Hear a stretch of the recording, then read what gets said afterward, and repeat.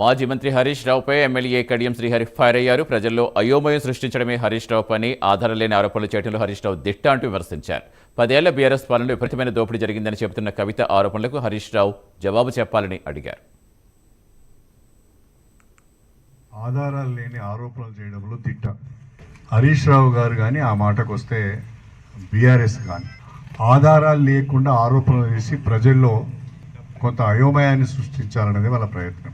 గత 2 సంవత్సరాలుగా ప్రభుత్వము కాంగ్రెస్ పార్టీ అధికారంలోకి వచ్చిన నాటి నుండి విమర్శలు చేస్తూనే ఉన్నారు.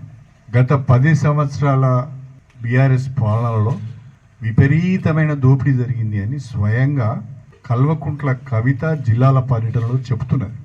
ముందు దానికి సమాధానం చెప్పండి హరీష్ రావు.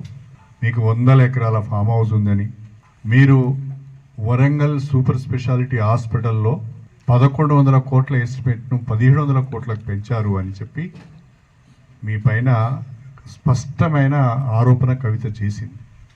దానికి సమాధానం చెప్పండి ముందుగా. ఇవాళ కవిత గారు కేటీఆర్ పైన, హరీష్ రావు పైన, ప్రశాంత్ రెడ్డి పైన, నిరంజన్ రెడ్డి పైన, జగదీశ్వర్ రెడ్డి పైన, అందరిపైన కూడా స్పష్టమైన ఆరోపణలు చేస్తున్నది. మీకు కాస్తంతనైనా సిగ్గు ఉంటే కవిత గారు చేస్తున్న ఆరోపణలకు